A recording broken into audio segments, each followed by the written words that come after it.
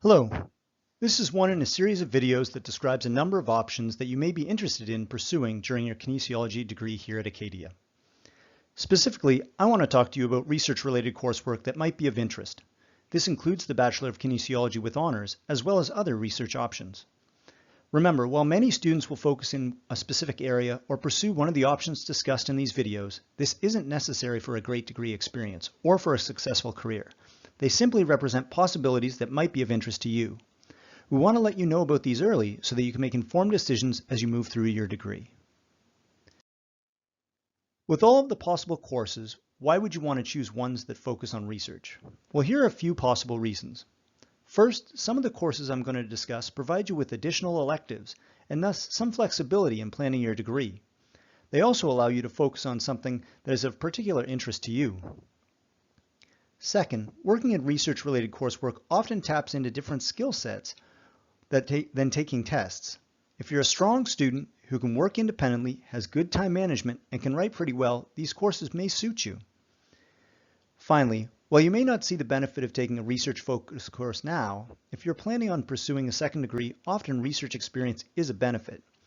For instance, while completing an honors degree certainly isn't required, a master's degree will include research courses and writing a thesis. Having some background in these areas could be helpful. Further, key skills highlighted in physio programs include information gathering, communication, critical thinking, synthesizing information, and problem solving, all skills you would practice in research-related courses. In first-year preclinical medicine programs, there's often a half day for research built into your schedule. One final example comes from course requirements for occupational therapy, which include 2 research-based courses. As you can see, developing your research skills now might be of benefit in the long term. I'll discuss a few possible options for research coursework, but let's start with the Bachelor of Kinesiology with Honors. The Bachelor of Kinesiology with Honors is a separate degree, and the honors degree is a challenging program for students who have a particular interest and desire to pursue further learning in a specialty area. Through the honors process, students gain research, problem solving, and writing skills beyond the scope of a regular 4-year undergraduate degree. Here at Acadia, the honors degree is somewhat different from other places in that we require you complete an actual study, a full thesis in your 4th year. But the process starts earlier than that. First, you need to identify a supervisor and a topic that interests you. This typically happens in the end of your 2nd or your start of your 3rd year. As I noted, this is a separate degree, so you'll have to submit a change of degree form to administration. This is done in your 3rd year. Your actual thesis work extends from your 3rd year and then throughout your 4th year or final year of your degree. And then there is a capstone final thesis presentation that is required that happens at the end of your 4th or final year. As noted, the first step is connecting with a supervisor. All faculty members can act as supervisors, so regardless of your interests, whether they be in physiology, coaching, psychology, adapted physical education, biomechanics, sports injury, or across multiple interests, the list goes on. There's likely a supervisor that can help support you. Again, co-supervisions can also happen if your interests sort of parallel 2 different areas. The first step is to simply reach out in person or by email to faculty members who you feel share your research interests or whose work you find interesting. I provided a number of examples here that reflect the different interests of both the faculty members and students in terms of actual student-led research that's been completed here at Acadia. Again, this is not an exhaustive list, but hopefully it provides you some idea of what can be done. The honors degree, again, is a separate degree than the BKin, which means it has different required courses. That said, as you read through the courses, you'll see that much of it is similar to that of a BKin with a few exceptions. Specifically, note the grade requirements for an honors degree. Also, there are 2 required courses for honors students that BKin students aren't required to take. The first is Kin 3163, Applied Research Methods. This is a required course for honors students and is to be taken in your 3rd year. The second required course is Kin 4996, the honors thesis.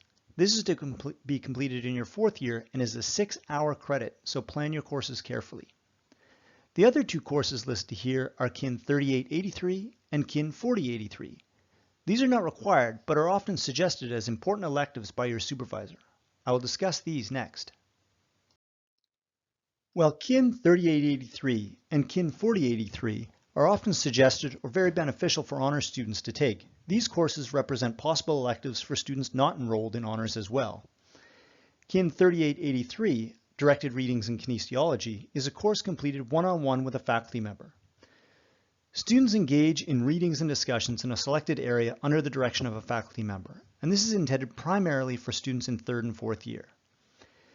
A student would meet once a week with a faculty supervisor to go over readings, typically between 2 to 5 papers per week, and build a review research paper throughout the course of a term. A few examples of directed readings that students who have worked with me have completed are listed here. I would highlight that the first one was done in preparation for writing an honors thesis, whereas the next two were done to gain more knowledge in an area the students wish to pursue in their next degree. The final example was completed by a strong student who had already worked in an area that was important to her, and she wanted to explore it in more depth. Again, note that only one of these students was enrolled in honors. BkinH 4083, an independent study, is another research-related elective that is open to you. In contrast to a directed readings, where the end product is a review paper, in BkinH 4083, you actually complete a study. You work one-on-one with a faculty member to complete a study that may be based on field, laboratory, or library experience. This is intended primarily for qualified students with a defined and approved research interest. Again, I provide two examples of independent studies that were completed with me. The first was done in collaboration with Varsity Athletics, and this student went on to pursue a master's degree in sports psychology as a result of his research experience. The second was a project conceptualized by the student and was completed out of pure interest. Now, before I move on, note that you need to have a supervisor agree to oversee your work in either BkinH 3883 or BkinH 4083. Once you have met with a supervisor and they have agreed to work with you, they will take the steps to have you registered in the course. Now, kinesiology students are known to engage in a lot and take on a number of different roles here at Acadia, and that's very beneficial. Although sometimes it is hard to choose what you want to do, and so you try to do it all. If you are already engaged in an activity or course option that is time intensive, such as being a varsity athlete, pursuing CSEP certifications, working as a student therapist in SIAM, or as a SMILE leader, note that you can still complete any of the research-based options and courses I've outlined. However, your time management skills will be put to the test, and so these are key. Treating your thesis or your research-related courses, which focus on independent work outside of the classroom, treating these as courses and working on them consistently are also key. Sometimes it is important to leverage your interests and involvement. So if you are a SMILE leader or you work in SIAM, perhaps your research-focused courses should also focus in this area. This isn't a requirement, but can often streamline the process and make juggling those things easier. Finally, I would point out that life is about choices. Honors work or research-focused electives are another option available to you. However, these are not required for going on to do a graduate degree or a professional degree after your bachelor's. They provide you other options that may help you to focus on an area that's important to you, but they're not required to move on to another degree.